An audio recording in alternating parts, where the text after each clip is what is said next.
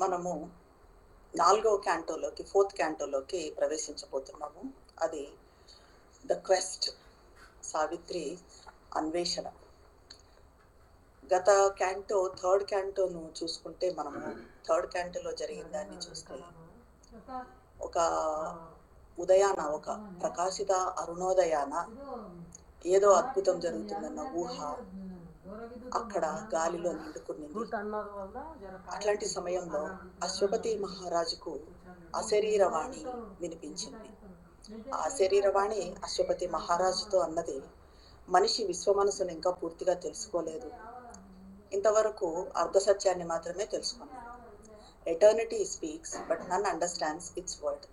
శాశ్వతత్వం సంభాషిస్తుంది, కానీ దాన్ని ఎవరూ అర్థం చేసుకోలేరు అంటూ దివ్యవాణి నెమ్మదిగా ఆకాశంలోకి విరమించుకుంది. అయితే అశ్వపతి మహారాజు హృదయంలో మెదిలిన ప్రశ్నకు సమాధానంగా సావిత్రి అందించింది. సావిత్రి ఎలా వచ్చింది అన్నదాన్ని మనం చూసాము 3rd క్యాంటోలో. సావిత్రికి అశ్వపతి మహారాజు నుంచి సందేశం వెళ్ళింది.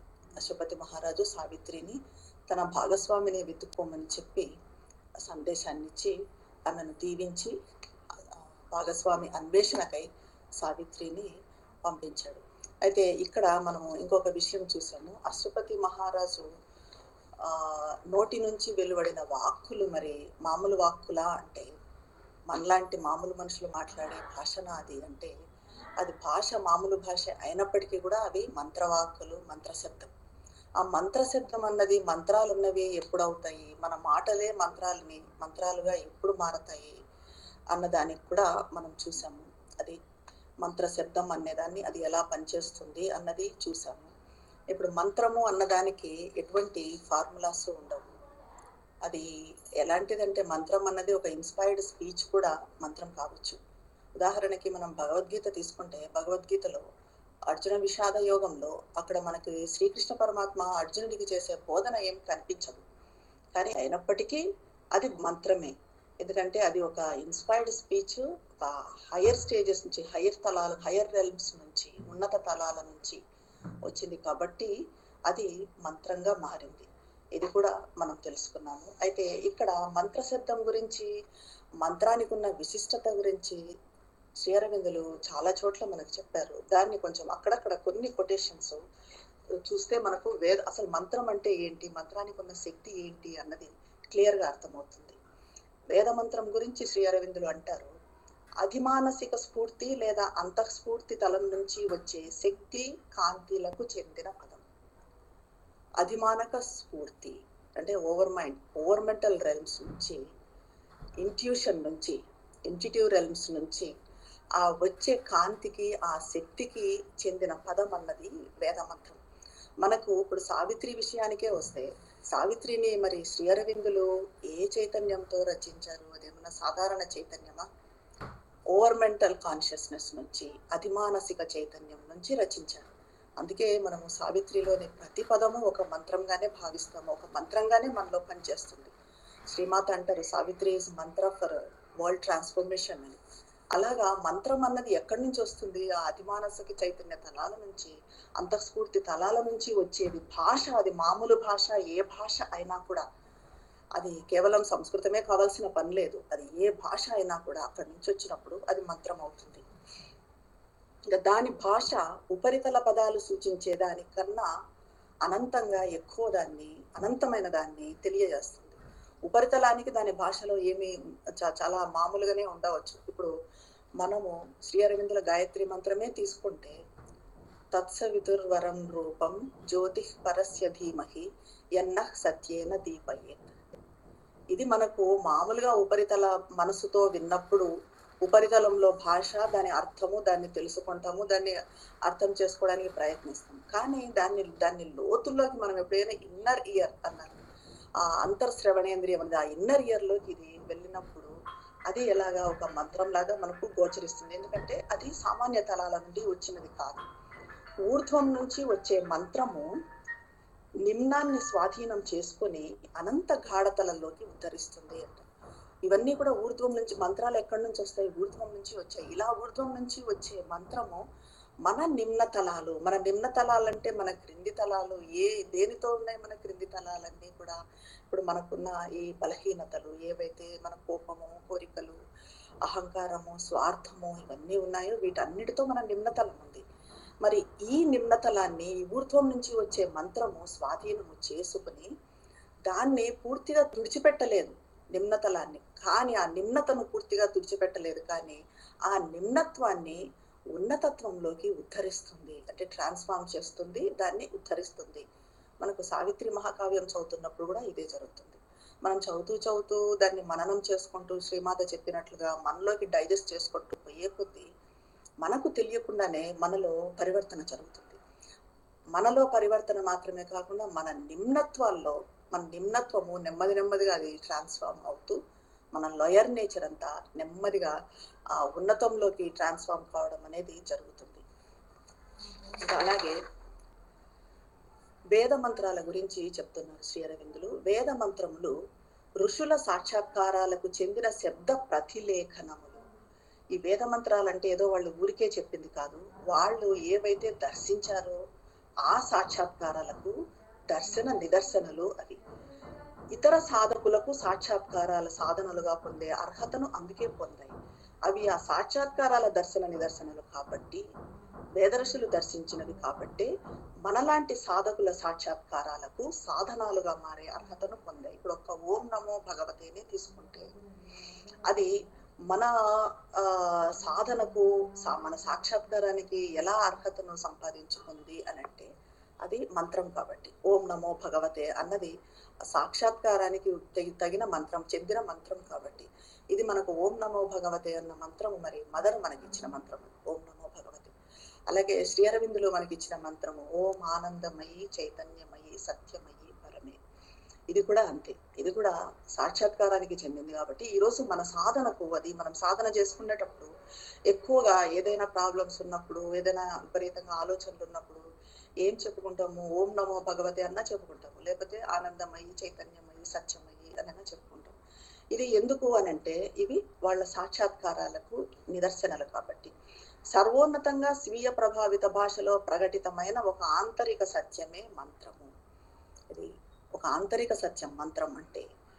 ఇది అత్యున్నతమైనది, ఒక సాక్షాత్కారం చేత ప్రేరేపితమైన ప్రకటిత దృష్టి కలిగిన భావన ఇది. భగవంతునికి ఆత్మకు మనిషికి ప్రకృతికి విశ్వానికి జీవితానికి వస్తువుకు ఆలోచనకు అనుభవానికి చర్యకు వీటన్నింటికి చెందిన ఆంతరిక సత్యం. దీనికి భగవంతునికి మనిషికి ఆత్మకు ప్రకృతికి విశ్వానికి జీవితానికి వస్తువుకు ఆలోచనకు అనుభవానికి చర్యకు వీటన్నింటికి చెందిన ఆంతరిక సత్యం. లోతుల్లోని సత్యం యొక్క స్వరం ఈ మంత్రం. లోతుల్లోని సత్యం, ఆంతరిక సత్యం ఇది. పైన పార్షియల్ ట్రూత్స్ కాగా లోపలి సత్యం యొక్క స్వరం ఇది మంత్రం అని చెప్పి చెప్తున్నారు శ్రీ అరవిందులు. ఇంకా దివ్య అభివ్యక్తతకు ఒక శ్రవణ సాధనం. దివ్యత్వాన్ని అభివ్యక్తం చేయటానికి మనము వినికిడి ద్వారా ఎలా అభివ్యక్తం చేయగలము అంటే ఆ వినికిడిని మనం సాధనంగా చేసుకొని మనలోని దివ్యత్వాన్ని ఎలా బయటికి ఎక్స్ప్రెస్ చేయగలము అనే దానికి మంత్రం అన్నది ఒక సాధనంగా ఉపయోగపడుతుంది. మంత్రాన్ని వినంగా మనలో ఉన్న ఆ దివ్యత్వం బయటకు వస్తుంది అంటున్నారు. అలాగే మన ఆధ్యాత్మిక అభివృద్ధికి అనుభవానికి ఒక ఆధారం కూడా. మంత్రం ద్వారానే భగవంతుడు సాధకునికి తన అనంత వైభవాన్ని అభివ్యక్తం చేస్తాడు. దాని ద్వారానే సాధకుడు అంచెలంచెలుగా వృద్ధి చెందుతూ భగవంతుని తెలుసుకుంటాడు. ఆ మంత్రం ద్వారానే భగవంతుడు మనకు అభివ్యక్తం అవుతాడు. ఎప్పుడైతే మనం ఓం ఆనందమయి చైతన్యమయి సత్యమయి అనుకుంటూ ఉంటామో అది మనం లోతుల నుంచి చేసుకుంటూ పోయే కొద్దీ నెమ్మదిగా మదర్ రూపం ఏంటి, మదర్ ఏంటి అన్నది మనకు మదర్ వివిధ రూపాలు, వివిధ శక్తులు, 4 శక్తులు, అనేక శక్తులు ఇవన్నీ కూడా మనకు అభివ్యక్తం కావటము మొదలవుతుంది. అలాగే మనం కూడా సాధకుడు కూడా అంచెలంచెలుగా వృద్ధి చెందుతూ భగవంతుని చేరుకుంటాం. ఎప్పుడు భగవంతుని చేరుకుంటాం అంటే ఈ రకంగా మనము మంత్రాన్ని వింటూ మంత్రాన్ని మననం చేసుకుంటూ ఉన్నప్పుడు. ఈ రకంగా మంత్రం అన్నది మనకు ఉపయోగపడుతుంది. మంత్రం ఏ రకంగా కూడా మృత శకలం అన్నది కాదు, ఊరికే ఉన్నది కాదు, దానికి చాలా శక్తివంతమైనది మంత్రము అని చెప్పి శ్రీ అరవిందులు చెప్తున్నారు. ఇప్పుడు మనకు అశ్వపతి మహారాజు సావిత్రికి ఇచ్చిన సందేశము మరి కేవలము నువ్వు వెళ్ళి నీ భాగస్వామిని వెతుక్కో అమ్మా అని చెప్పి చెప్తారు. నువ్వు వెళ్ళు, నీ కోసము ఒక మనిషి ఉన్నాడు, ఆ మనిషిని నువ్వు వెతుక్కో, కనుక్కొని ఆ మనిషిని నువ్వు యాక్సెప్ట్ చెయ్యి అని చెప్పి అశ్వపతి మహారాజు చెప్పినా కూడా అవి మామూలు భాష అయినా కూడా అది మామూలు పలుకులు కాదు, అది వేదమంత్రం లాగా పనిచేసింది. జరగవలసిన మొత్తానికి అది బీజం వేసింది. జరగవలసిన మొత్తం అంటే ఏమి జరగబోతుంది? ఇంకా ముందు సావిత్రి సత్యవంతుని కలుసుకోవడము, ఆ తర్వాత సత్యవంతుడి మరణము నారద మహర్షి ద్వారా తెలుసుకోవడము. ఎలాగైతే మన సత్యవంతుని మరణం తెలిసి కూడా సావిత్రి తన సంకల్పాన్ని మార్చుకోకుండా సత్యవంతుని వివాహమాడి మృత్యువుతో పోరాడుతుందో, అక్కడ ఆ జరగవలసిన మొత్తానికి ఆ బీజం పడింది. ఇక్కడ పడిన బీజము అక్కడ మొలకలెత్తుతుంది. ఇక మృత్యువుతో వాద సంవాదాలు, ఆ తర్వాత అమృతత్వాన్ని తీసుకుని రావడం, ఇదంతా కూడా దీని ఫలితము, దీని గమ్యము, దీని పరమ లక్ష్యము. సో ఈ రకంగా మనము థర్డ్ క్యాంటో కంప్లీట్ చేసాము. ఇంకా ఇప్పుడు ఫోర్త్ క్యాంటో ద క్వెస్ట్, అన్వేషణ అన్నదాన్ని మొదలు పెట్టబోతున్నాం. అన్వేషణ అంటే ఇప్పుడు సావిత్రి ఇల్లు వదిలిపెట్టి పోయింది. ఇల్లు అంటే మామూలు ఇల్లు, మనలాంటి ఇల్లు వదిలిపెట్టిందా మరి కాదు. అది ప్యాలెస్, రాజభవనము, సకల భోగాలు, సకల సుఖాలు అన్నిటినీ వదిలిపెట్టి సావిత్రి బయటికి వెళ్ళింది. సావిత్రి ఒంటరిగా తను ఉన్న దీంతో బయటికి వెళ్ళిపోయింది. ఇక ఇది మనకు ఇక్కడ ఏం గుర్తొస్తుంది అంటే, ఇలా వదిలిపెట్టిపోవడం అన్నది బుద్ధుడి విషయంలో కూడా జరిగింది.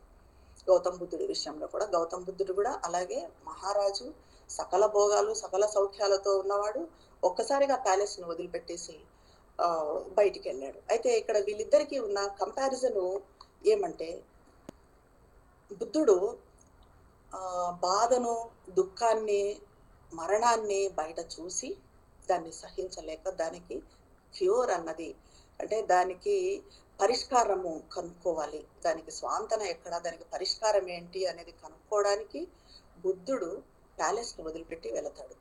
అయితే బుద్ధుడు ప్యాలెస్ను వదిలిపెట్టి వెళ్ళేటప్పుడు కూడా మనం బుద్ధుడి హిస్టరీలో చదివితే జరిగినది, వెళ్ళేటప్పుడు బుద్ధుడు రాత్రి వెళతాడు అన్నది మనకు తెలిసిందే.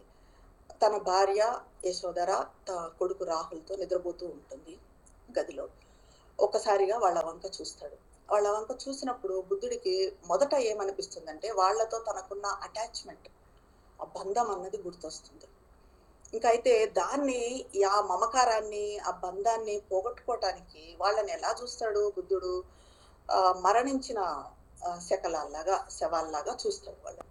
ఎవరిని? తన భార్యని, రాహుల్, అదే తన కొడుకుని. అలా చూసినప్పుడు బుద్ధుడికి సడన్ గా వైరాగ్యము, విరక్తి కలుగుతుంది. అక్కడి నుంచి వదిలేసి వెళ్ళిపోతాడు. సరే, ఇది బుద్ధుడి పద్ధతి. కానీ ఇక్కడ మన సావిత్రి ఇలాంటి వైరాగ్యంతో, ఇలాంటి విరక్తితో మరి రాజభవనం వదిలిపెట్టలేదు, ఈ సౌఖ్యాలు వదిలిపెట్టలేదు. దేనికోసం అన్వేషించుకుంటూ పోయిందంటే, ఆమె ఒక డివైన్ వర్క్, దివ్య కార్యం తలపెట్టింది.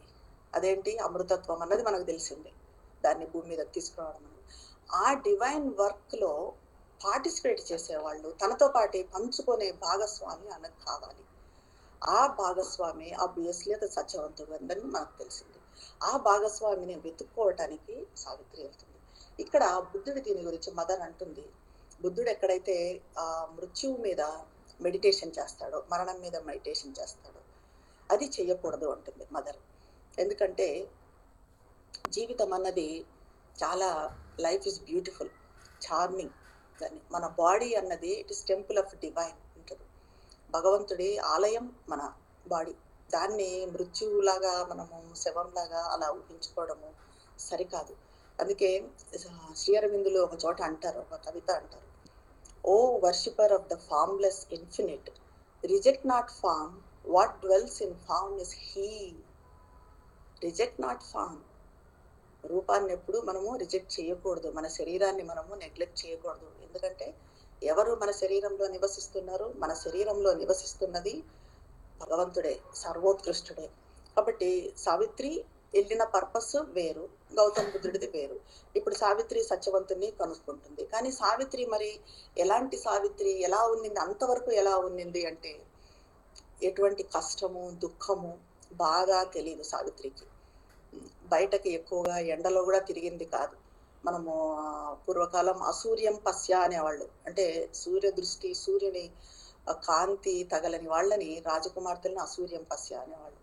అటువంటి సావిత్రి ఇప్పుడు తన సహచరుడి అన్వేషణార్థమై బయటకి వెళ్ళింది. ఇప్పుడు తన సహచరుడి అన్వేషణార్థమై సావిత్రి చేస్తున్న ప్రయాణానికి ప్రపంచ ద్వారాలు ఆమె ముందు తెరుచుకున్నాయి అంటారు శ్రీ అరవిందులు. ఇది అద్భుతమైన వాక్యం. ఒకసారి ఇంగ్లీష్ చదువుదాము. ఇక్కడ నుంచి మన the quest 4th canto start అవుతుంది. The world was opened before Savitri. Savitri ముందు ప్రపంచ ద్వారాలు తెరుచుకున్నాయి. At first, a strangeness of new brilliant scenes peopled her mind and kept her body's gaze. But as she moved across the changing earth, a deeper consciousness welled up in her. A citizen of many scenes and climes, each soil and country it had made its home. It took all clans and peoples for her own, till the whole destiny of mankind was hers. The world ways opened before Savitri. ఇక్కడ సావిత్రి చేస్తున్న అన్వేషణకు ప్రపంచ ద్వారాలే తెరుచుకున్నాయి. దీని గురించి ఒకసారి మన senior సాధకురాలు హుటా మనకు తెలిసిందే, Savitri paintings అన్ని వేసిన అద్భుతమైన సాధకురాలు, శ్రీమాతకు దగ్గరగా ఉన్నారు. ఒకసారి అబ్రాడ్ వెళ్ళాల్సి వచ్చి మదర్ని అడిగారు, నాకు వెళ్ళటం ఇష్టం లేదమ్మా నిన్ను వదిలిపెట్టి అని. అప్పుడు మదర్ చెప్పారు, no you have to go, you have to travel, when you travel only you become wide. నువ్వు ఎప్పుడైతే ట్రావెల్ చేస్తావో, దేశాటన చేస్తావో అప్పుడే నువ్వు విశాలం అవుతావు, అలా మెచ్యూరిటీ వస్తుంది అని. అలాగా మన సావిత్రి కూడా పూర్వకాలంలో కూడా రాజకుమారులను వీళ్ళను దేశాటనకని అలా పంపించేవాళ్ళు రాజ్యం ఇచ్చేదానికి ముందు. అలాగా మన సావిత్రి తన సహచరుడి అన్వేషణార్థమై సావిత్రి చేసే ఈ ప్రయాణంకి ప్రపంచ ద్వారాలు తెరుచుకున్నాయి.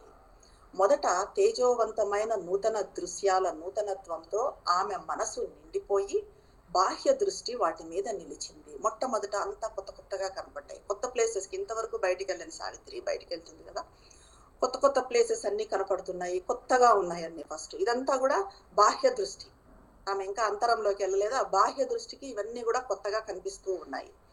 ముందుకు సాగుతున్న కొద్దీ, ముందుకెళ్లే కొద్దీ ఆమెలో ఒక లోతైన చైతన్యం బయటకు పొంగింది.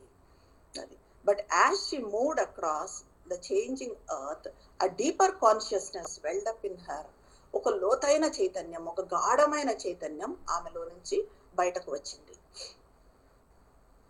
దాను ప్రయాణిస్తున్న ప్రతి దేశము, అందులోని మనుషులు, చివరకు సమస్త మానవ జాతి భవిష్యత్తు ఆమె సొంతంలా అనిపించాయి.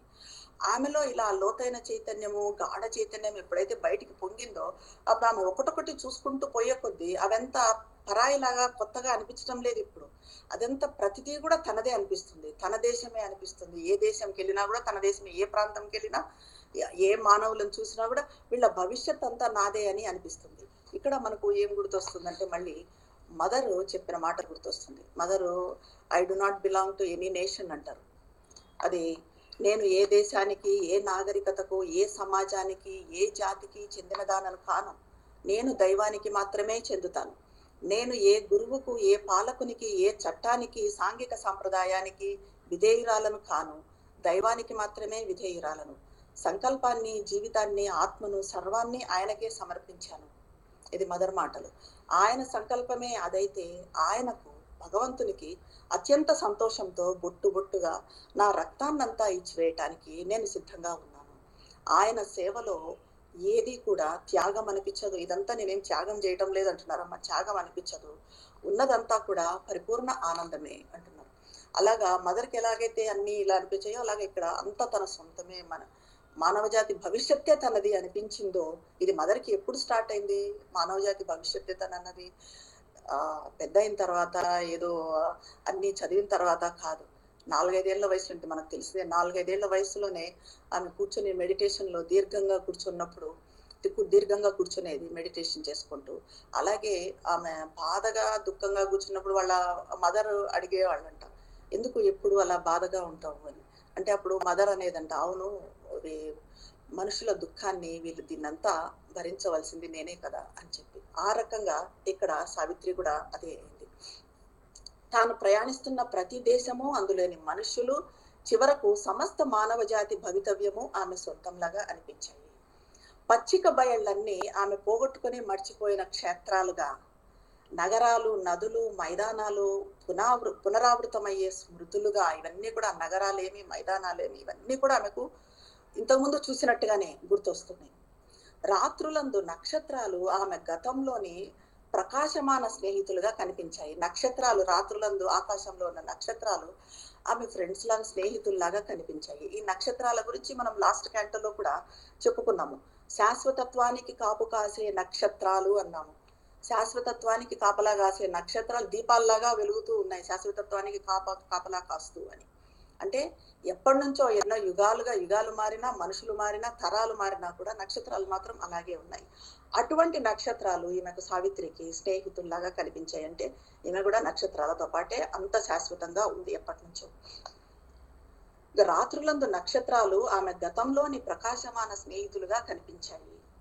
వీచే గాలులు పురాతన విషయాల గుసగుసలు ఆమెకు అందించాయి. అక్కడ గాలులు, ఆ గాలుల నుంచి ఏదో ఆమెకు తెలుస్తుంది. ఇప్పుడు ఎప్పుడన్నా మనకు అంత కాకపోయినా ఎప్పుడన్నా ఒక చోట నిలబడి మనము చల్లటి గాలులు అట్లా వేస్తున్నప్పుడు టక్కున మనకు ఓల్డ్ థింగ్స్ అన్ని మెమరీలోకి రావటం జరుగుతుంది. అలాగా ఇక్కడ వీచే గాలులు ఆమెకు పురాతన విషయాలను బయటకు తీసుకొని వచ్చాయి. ఇలా ఒకప్పుడు తాను ప్రేమించిన పేరు లేని సహచరులను సావిత్రి కలిసింది. ఇవన్నీ కూడా గత జన్మల్లోటివన్నీ కూడా ఒక్కసారిగా గుర్తొస్తున్నాయి. గత కాలంలో అస్పష్టంగా హఠాత్తుగా పొందే సూచనలతో ఉన్న ఆమె చర్యలు, అప్పుడు పనిచేసిన ఆమె శక్తి వర్తమానంలో గుర్తొచ్చాయి. ఇప్పుడు ఆమె అంతకుముందు ఆమె చేసింది, ఆమె ఏం పని అయితే చేసిందో, ఏ కార్యక్రమం అయితే కంటిన్యూ చేస్తా ఉండిందో ఎప్పటి నుంచో. దీనికి శ్రీ అరవిందులు అంటారు, మీరు ఏం చేస్తున్నారు, ఇంతకుముందు జన్మల్లో మీరు ఎలా ఉన్నారు అని సాధకులు అడిగితే శ్రీ అరవిందులు, మేము విభూతుల్లాగా ఉన్నాము అంటారు. మరి అప్పుడు ఏం చేస్తున్నారు అని అంటే, పరిణామ క్రమాన్ని ముందుకు తీసుకొని పోతున్నాము, పరిణామాన్ని వృద్ధిలోకి తీసుకొని వస్తున్నాము అని చెప్తారు. అలాగా ఆ శక్తి, అప్పటి నుంచి ఆమె పనిచేస్తున్న శక్తి, అవన్నీ కూడా ఆమెకు ఇప్పుడు గుర్తొచ్చాయి. చివరకు ఆమె చేస్తున్న ప్రయాణ ప్రయోజనం కూడా కొత్తది కాదు.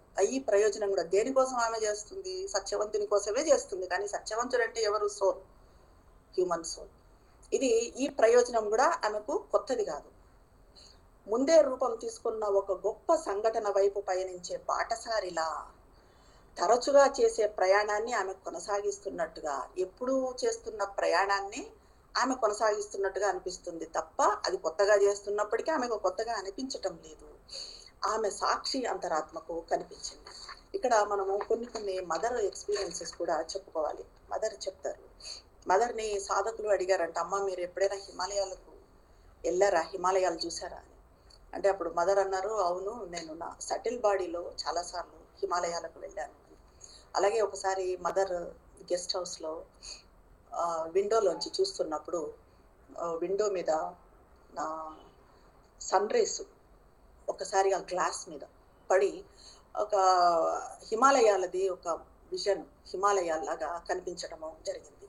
ఆ తర్వాత ఇంకొక ఇన్సిడెంట్ కూడా శ్రీమాత చెప్తారు. పూర్వకాలము ఫిజికల్ ఇమ్మోర్టాలిటీని ప్రాక్టీస్ చేసేవాళ్ళు.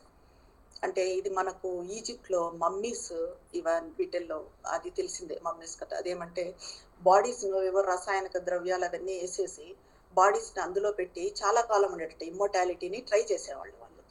ఆ రకంగా ఒక కాశ్మీరీ ప్రిన్సెస్ని హిమాలయాల్లో ఆమె చనిపోయిన తర్వాత హిమాలయాల క్రింద బరీ చేసినారు. ఆ బాడీ ఇంతవరకు కూడా డిజనరేట్ కాలేదు. ఇది 1000 సంవత్సరాల క్రితం జరిగింది. అది ఆ కాశ్మీరీ ప్రిన్సెస్, కాశ్మీర్ రాజ్యం ప్రిన్సెస్. ఇప్పుడు మన కాశ్మీరీ ప్రిన్సెస్ ఎవరో కాదు, మదర్ నేనే అని చెప్పి మదర్ చెప్తారు. ఆ బాడీ ఇప్పటికీ అలాగే ఉంది, అక్కడ డిజనరేట్ చేశారు, డిజనరేట్ కాకుండా అక్కడ ఉంది, బరీ చేశారు హిమాలయాల కింద అని చెప్తారు. అలాగే ఒకసారి ఫ్రాన్స్లో మదరు ఫ్రాన్స్లో ప్యాలెస్, లూయిస్ కింగ్ ప్యాలెస్ ముందు నుంచి వెళ్తున్నప్పుడు అక్కడ లూయిస్ 14 కింగ్ అక్కడ ఉన్నట్టు, వాళ్ళంతా మనుషులంతా అప్పటి సభ, అప్పటి మనుషులు, ఇదంతా కూడా అమ్మకు ఒక్కసారిగా కళ్ళకు కట్టినట్టుగా అలైవ్గా కనిపించాయి. అలాగే ఈజిప్ట్లో ఒకసారి జరిగింది. ఈజిప్ట్లో ఒక మ్యూజియంను మదరు సందర్శించినప్పుడు వాళ్ళు గ్లాస్ షోకేస్లో వచ్చేసి మహారాణి ప్రిన్సెస్ వేసుకున్న యూజ్ చేసిన కుంబ్, దువ్వెన, మిర్రర్, అద్దము, ఇంకా తర్వాత పర్ఫ్యూము, ఇలాగా ఈ బ్యూటీ థింగ్స్ అన్నీ అలా అరేంజ్ చేసి అక్కడ పెట్టారు. పెడితే అప్పుడు మదరు వాటిని చూసి అన్నారంట, నో నో, ఇవి ఇలా కాదు, ఇలా అరేంజ్ చేసి ఉండలేదు, ఇవి నేను చాలా నీట్గా పెట్టుకునేదాన్ని, ఇది వేరే రకంగా పెట్టుకునేదాన్ని, వీళ్ళు సరిగా పెట్టలేదు, నీట్గా పెట్టలేదు, పర్ఫెక్ట్గా పెట్టలేదు అని మదర్ అన్నారంట. అంటే మదర్వి అవి. ఈ రకంగా మదరు గత జన్మలవి చాలా మనకు చాలా చోట్ల చాలా చెప్తూ ఉంటారు. ఆ రకంగానే సావిత్రికి ఎలా ఉందంటే గతంలో ఆమె చేసిన ప్రయాణాన్నే ఇప్పుడు కొనసాగిస్తున్నట్టుగా ఉంది తప్ప అది కొత్తగా లేదు. ఇంకా ఇప్పుడు మూగగా పరిభ్రమిస్తున్న ఆమె రథ చక్రాలను, రథంలో సావిత్రి వెళ్తుంది కదా, మరి ఆ రథ చక్రాలను ఒక నిర్దేశకత కదిలిస్తూ ఉంది అంటున్నారు. ఒక గైడెన్స్ అన్నది ఇక్కడ సావిత్రి రథాన్ని కదిలిస్తూ ఉంది.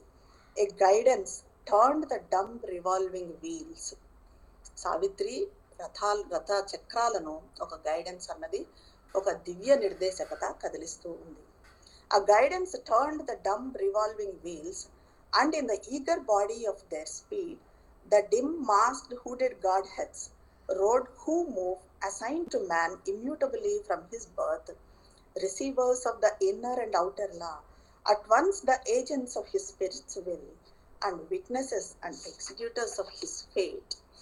Inexorably faithful to their task, they hold his nature's sequence in their guard, carrying the unbroken thread old lives have spun. మూగగా పరిభ్రమిస్తున్న ఆమె రథ చక్రాలను ఒక నిర్దేశకత కదిలిస్తూ ఉంది అని చెప్తున్నారు. అంటే ఈ దివ్య నిర్దేశకత అన్నది ఎప్పటికీ మన జీవితాలను ముందుకు కదిలిస్తూనే ఉంటుంది, ముందుకు తీసుకెళ్తూనే ఉంటుంది. దీని గురించి చాలా చోట్ల శ్రీ అరవిందులు మైటీ గైడెన్స్ అని చెప్పి చెప్తారు. అది ఒక్కసారి చూద్దాం.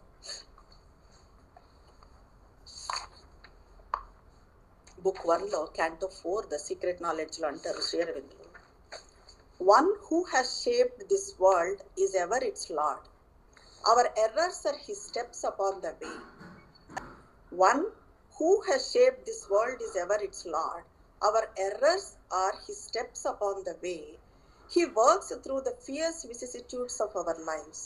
He works through the hard breath of battle and toil. He works through our sins and sorrows and our tears. His knowledge overrules our nescience. Whatever the appearance we must bear, whatever our strong ills and present fate, when nothing we can see but drift and bail, a mighty guidance, ఒక బలమైన మహీయ మార్గదర్శకత, a mighty guidance leads us still through all. వీటన్నింటి గుండా ఒక బలమైన మార్గదర్శకత మనల్ని నడిపిస్తుంది. దీన్ని తెలుగులో చెప్పుకుందాం. ఈ ప్రపంచాన్ని రూపొందించింది సర్వోత్కృష్టుడైన దాని ప్రభువు, ప్రపంచ ప్రభువు. మనం చేసే తప్పులు మార్గంలో ఆయన వేసే అడుగులు, మన తప్పులు ఆయన అడుగులు. అవి ఎలా అంటే మనతో చేసే తప్పుల ద్వారా ఆయన మార్గంలో మనము ముందుకు సాగుతున్నాము. మన జీవితము భయంకర పరిణామాల ద్వారా, మన జీవితంలోనే భయంకరంగా పరిణామాలు ఏవేవో జరుగుతూ ఉంటాయి. కష్టాలు, నష్టాలు, దుఃఖాలు, బాధలు, వీటన్నింటి ద్వారా మనం పడే సంఘర్షణ, శ్రమల శ్వాస ద్వారా, మనం పడే ఈ సంఘర్షణలతో, ఈ శ్రమలతో భారమైన ఆ శ్వాస ద్వారా మన పాపాలు, మన దుఃఖాలు, మన కన్నీళ్ల ద్వారా ఆయన పనిచేస్తాడు. వీటన్నింటి గుండా భగవంతుడు పనిచేస్తాడు. అంటే అర్థం ఏంటి? ఇవన్నీ కూడా మనకు అవసరమైనవి కాబట్టి అవి జరుగుతున్నాయి. మన నిర్దేశకతకు, మన నిశ్చేతనను ఆయన జ్ఞానం తోసేస్తుంది. మన నెసెన్స్ని ఆయన జ్ఞానము ఓవర్రూల్ చేస్తుంది. మనం ఎలా కనిపించినా బయటికి, మన చెడు సంకల్పాలు ఎంత బలంగా ఉన్నా, ప్రస్తుతం ఉన్న విధి ఎలా ఉన్నా, అన్నింటిలో మనము మునిగిపోతూ, కష్టాల్లో, సుఖాల్లో, దుఃఖాల్లో, సంతోషంలో మునిగిపోతూ, తేలుతూ, ఏది చూడలేకుండా అలా దాంట్లో మైమర్చిపోయి ఉన్నా కూడా ఒక బలమైన మహీయ దివ్య మార్గదర్శకత వీటన్నింటి గుండా మార్గదర్శకం చేస్తుంది. వీటన్నింటి నుంచి మన కష్టాలు, కన్నీళ్ళు, సుఖాలు, వీటన్నింటి నుంచి సంతోషాలు, వీటన్నింటి నుంచి ఒక మైటీ గైడెన్స్ అన్నది మనకు మార్గదర్శకత చేస్తుంది, మనల్ని ముందుకు నడిపిస్తుంది. అలాగే ఇక్కడ మూగగా పరిభ్రమిస్తున్న సావిత్రి రథ చక్రాలను ఒక గైడెన్స్ అన్నది, ఒక డివైన్ గైడెన్స్, దివ్య నిర్దేశకత కదిలిస్తూ ఉంది. మానవుడు జన్మించినప్పటి నుంచి అతని జీవితం మీద అధికారం ఉన్న అస్పష్ట ముసుగు దేవతలు తమ వేగంతో సావిత్రి రథాన్ని ముందుకు నడిపిస్తున్నారు. వీళ్ళు మనిషి జన్మించినప్పటి నుంచి ఆ జన్మ మీద ఒక అధికారాన్ని, హక్కును పొంది ఉన్నారు ఈ దేవతలు సావిత్రి రథాన్ని మరి ముందుకు నడిపిస్తున్నారు. అంటే ఆ రథంలో దేవతలు కూర్చొని ఉన్నారు, కనిపించకుండా వాళ్ళు నడిపిస్తున్నారు. బాహ్యాంతరిక ధర్మగ్రహీతలైన ఈ దేవతలు మానవ ఆత్మ సంకల్ప శక్తి ప్రతినిధులుగా, అతడి విధి నిర్వాహకులుగా, సాక్షులుగా ఉంటారు. బాహ్యంలో ఉన్న ధర్మము, అంతరంలో ఉన్న ధర్మము, ఈ రెండింటినీ గ్రహించే ఈ దేవతలు ఎవరంటే, ఈ దేవతలు అసలు మన ఆత్మ సంకల్ప శక్తి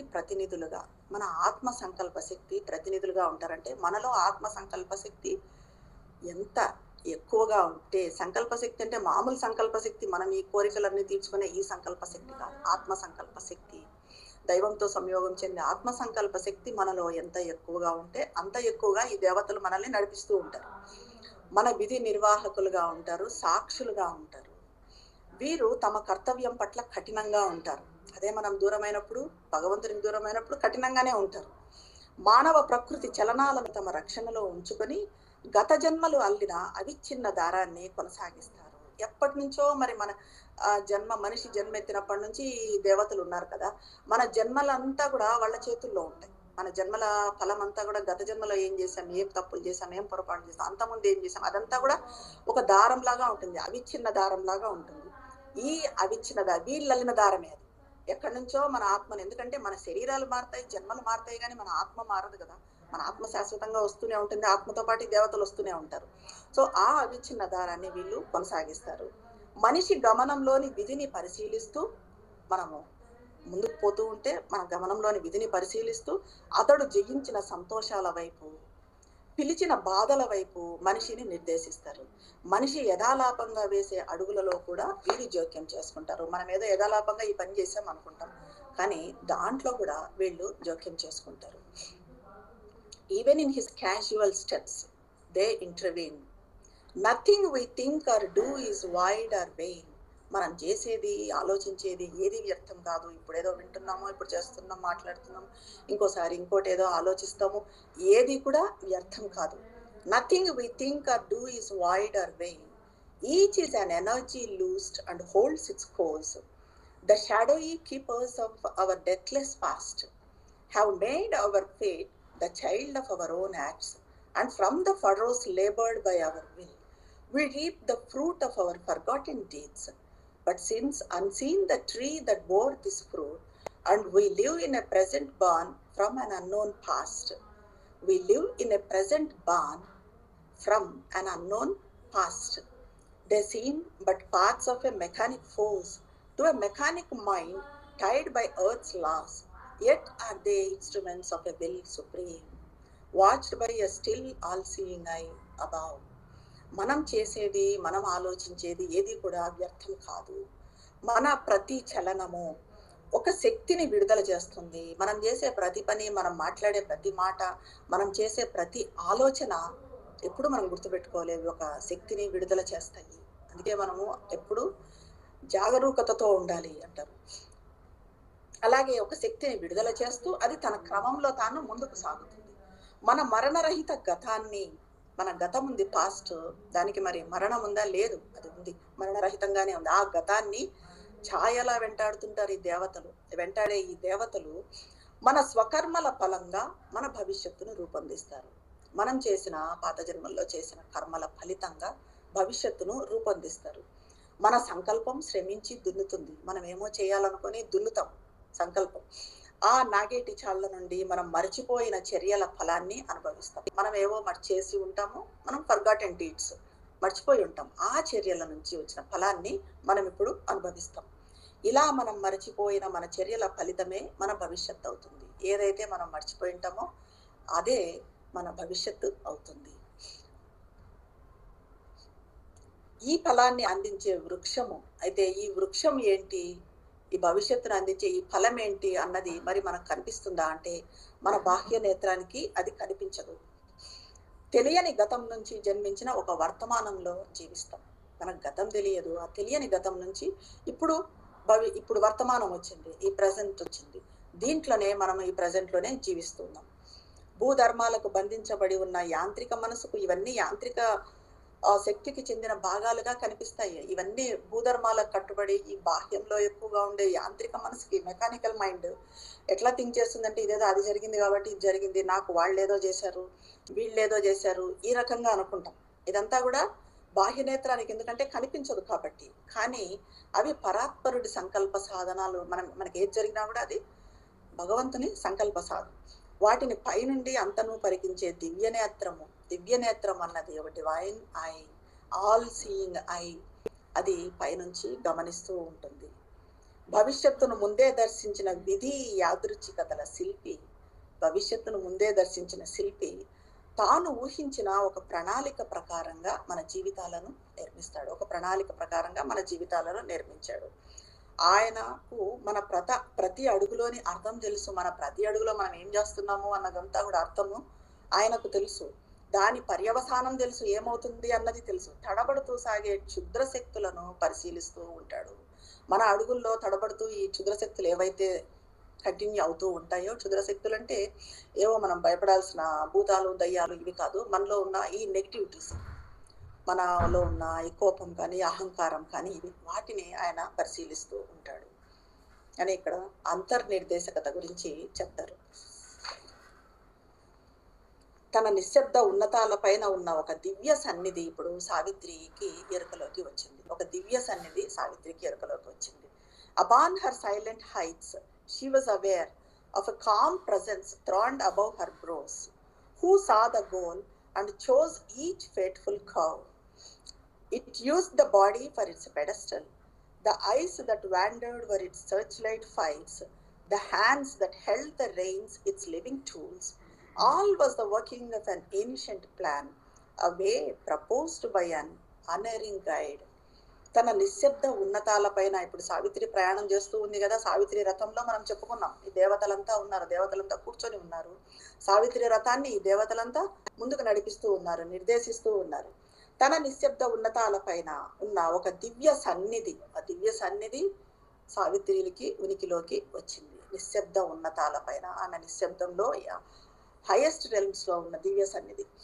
ఈ ఉనికి ఆమె గమన గమ్యాన్ని దృష్టిలో ఉంచుకొని, ఆమె ఏ గమ్యం చేరాలా అన్నది దృష్టిలో ఉంచుకొని, ఆ దివ్య సన్నిధి ఆమె ఏ మలుపు తీసుకోవాలా అన్నది కూడా నిర్ణయించింది. అంటే ఆమె రథాన్ని అటు ఇటు తిప్పుతూ ఉంది, కానీ అది ఆమె సంకల్పం ప్రకారంగా తిప్పుతుందా లేదు, దివ్య నిర్దేశకతతో తిప్పుతూ ఉంది. దేవతలే నడిపిస్తూ ఉన్నారు ఆమె రథాన్ని.